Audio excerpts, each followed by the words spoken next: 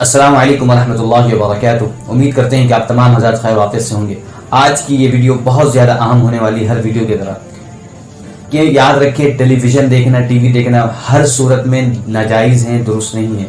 लेकिन जब बात आती है ऐसी चीज़ों की जिसमें वल्गैरिटी दिखाई जाती है, जिसमें गंदी चीज़ों को दिखाई जाती है, जिसमें अब्यूजिव लैंग्वेज को दिखाया जाता है, जिसमें फाइटिंग दिखाया जाता है, इसमें ऐसी सोच है ना बनाई जाती है जो गलत को लोग सही समझने लगे, तो ऐसे शो, ऐसी चीज़ों को देखना हराम है, दुरुस्त नहीं है। मैं दर हकीकत बात कर रहा हूँ रियलिटी शो बिग बॉस की, जो अभी हाल फिलहाल शुरू हुआ है। तो लोग इसे बड़े शौक से देखते हैं और ये जब आता है तो लोगों के जहनों में, लोगों के दिलों में एक अजीब सा क्रेज शुरू हो जाता है। तो आज की वीडियो में इसी के मुताल्लिक बात होगी कि ये चीज़ें देखना कहाँ तक इंसान की ज़िंदगी, इंसान का कल्चर, इंसान की लैंग्वेज, हमारी सोसाइटी की सोच किस तरह तब्दील करती है, उरियानियत को फ़रोग़ देती है। तो आज की इस वीडियो में बातें होंगी।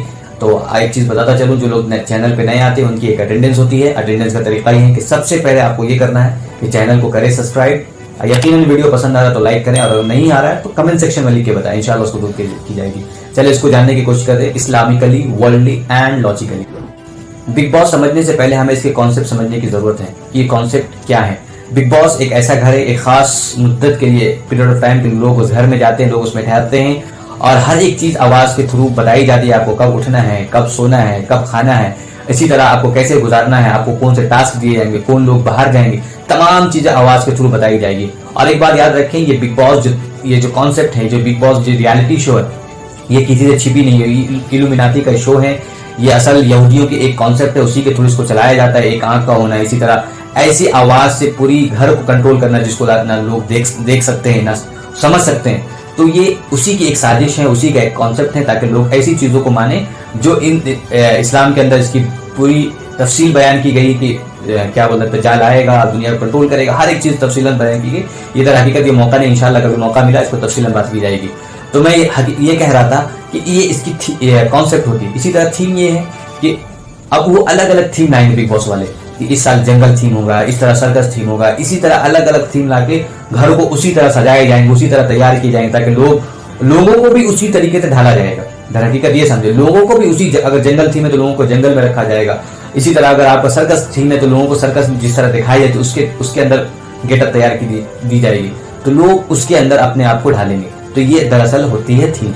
और इसी तरह आप ये समझे कि अब बिग बॉस के अंदर हमें करना क्या है। बिग बॉस में लोग बिग बॉस दरअसल हकीकत आपको टास्क देंगे, काम करने की जिम्मेदारी देंगे, और उसके अंदर पूरी की पूरी गाली, मार पीट, है ना, बदजुबानी, उरियानियत, अफेयर्स, लव अफेयर्स और इसी तरह बेशुमार गंदगी भरी रहती है।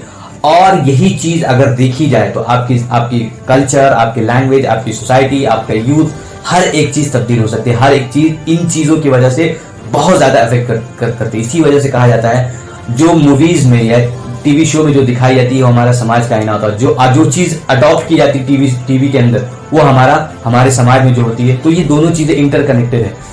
तो हम अगर ऐसी चीज़ों को देखेंगे, ऐसी शो को फ़रोग़ देंगे जो इल्यूमिनाती का शो हो, या जिसमें वो गाली दी जाती हो, या जिसमें मोहब्बत कैसे करना है, किस तरह करना है, ये चीज़ों को फ़रोग़ दी जाती हो, इसी तरह गाली को बढ़ाना, इसी तरह अब्यूजिव होना, मारपीट करना, ये चीज़ें देखेंगे तो इस्लाम इसकी बिल्कुल भी इजाज़त नहीं। पहली चीज़ तो हमें ये समझना है कि टीवी देखना कहीं से भी दुरुस्त नहीं है।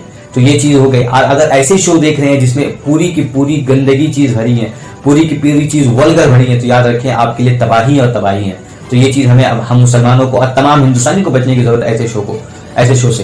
तो अब इसके मसाइल क्या, इसको समझने की ज़रूरत है। मैं आपके स्क्रीन पर दिखा रहा हूँ, आप इसको गौर से देखकर और समझने की कोशिश करें, और ख़ास मौके दिखाऊंगा कि टीवी के मसाइल क्या है। इसी तरह हम देखने की क्या मसाइल है इसके मुताबिक जो पेश आते हैं उसको समझने की कोशिश करेंगे। चलिए स्क्रीन पर देखें। टेलीविज़न का हुक्म। सवाल देखें, क्या शरीयत इस्लामिया में टेलीविज़न देखना मुबाह है, और अगर मुबाह है तो क्या इसके लिए कोई शर्त शुरूत हैं? अब ये सवाल है, जवाब का मतन देखते हैं। फ़िल्म बीनी में बहुत सी शरई ममानियत पाई जाती हैं, जिसमें बेपर्दगी और मौसीकी का सुनना और फासिद और गलत किस्म के एतक़ाद और कुफ़ार से मुशाबहत की दावत वग़ैरह अशिया शामिल हैं। अल्लाह सुब्हानहू तआला ने हमें नज़रें नीची रखने का हुक्म देते हुए फरमाया, मुसलमान मर्दों से कहो कि अपनी निगाहें नीची रखें और अपनी शर्मगाहों की हिफाजत रखें, यही उनके लिए पाकीज़गी है। लोग जो कुछ करें अल्लाह ताला सबसे ख़बरदार हैं। और इसी तरह और मुसलमान औरतों से भी कह दिए कि वो अपनी नज़रें नीची रखें और अपनी इस्मत में फ़र्क ना आने दें, और अपनी जीनत को जाहिर ना करे। ये सूरह नूर की आयत है।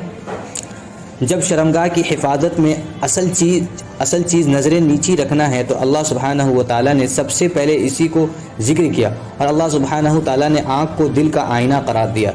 तो जब बंदा अपनी निगाहें झुकाता है और नीचे रखता है तो दिल में अपनी शहवत व इरादा को नीचे रखता है और दबा देता है, और जब बंदा अपनी नज़र को ऊपर करके इर्द गिर्द हराम अशिया देखता है तो दिल में शहवत को कंट्रोल नहीं करता बल्कि इसे खुला छोड़ देता है। ये तो आप समझ गए हैं कि असल क्या है कि नज़रें नीचे रखना, और इसी चीज़ का कुरान मजीद में इस हुक्म आया। अब नीचे आएँ। और टेलीविज़न एक बहुत ही ज़्यादा ख़तरनाक आला है जिसके नुकसानात बहुत ज़्यादा हैं। यह सिनेमा की तरह हैं और इससे भी ज़्यादा शदीद नुकसानदेह हैं।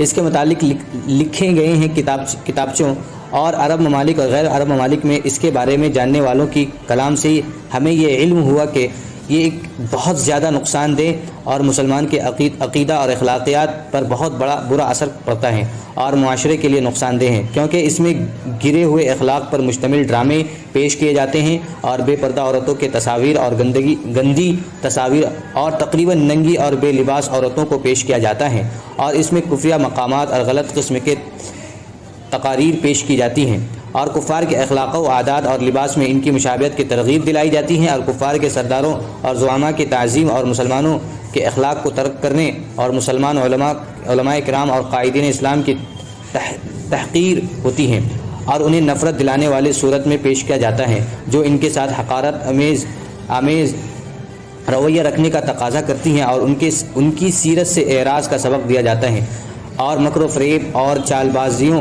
के तरीक़ा सिखाए जाते हैं, और हीलेसाजी व माल छिपाने, चोरी, लोगों से दुश्मनी की सूरत और तरीक़ा बताए जाते हैं। बिला शक्को शिबा जो चीज़ इस तरह की हो और इसके नतीजे में कई एक ख़राबियाँ पैदा होती हों, इससे मना करना और इज्तनाब करना वाजिब व ज़रूरी है। याद रखें, इन तमाम चीज़ों से जो बताई गई ऊपर में, इनसे रुकना हर मुसलमान पर ज़रूरी और वाजिब है। तो अल्लाह ताला हम सबको ऐसी चीज़ों से हिफाजत फरमाए, ऐसे रियलिटी शो से हिफाजत फरमाए जहाँ वल्गैरिटी हो, जहाँ गंदी सोच की इब्तिदा होती हो, हमें हम सब की हिफाजत फरमाए। तो आखिरकार एक शख्स को फाइनलाइज किया जाता है बिग बॉस के अंदर, जो सीजन का खिताब लेकर जाता है, जो सबसे ज़्यादा वल्गर हो, जो सबसे ज़्यादा अब्यूजिव हो, जो सबसे ज़्यादा नेगेटिव हो, जो सबसे ज़्यादा फाइटर हो, उसको विनिंग का खिताब देकर उसको जिता दिया जाता है। तो इधर हकीकत ये रियलिटी शो नहीं है, ये reality show based on vulgarity है। तो अल्लाह ताला हम सब की हिफाजत फरमाए, हमारे नज़रों की, हमारी ज़ुबान की, हमारी सोच की, हमारी तालीम की हिफाजत फरमाए। उम्मीद करते हैं कि ये वीडियो आपके लिए मददगार हुई हो। अगर हेल्पफुल रहा तो आपसे दरख्वास्त है कि चैनल को करें सब्सक्राइब, वीडियो को करें लाइक। इंशाल्लाह नेक्स्ट वीडियो बहुत जल्दी मिलते हैं।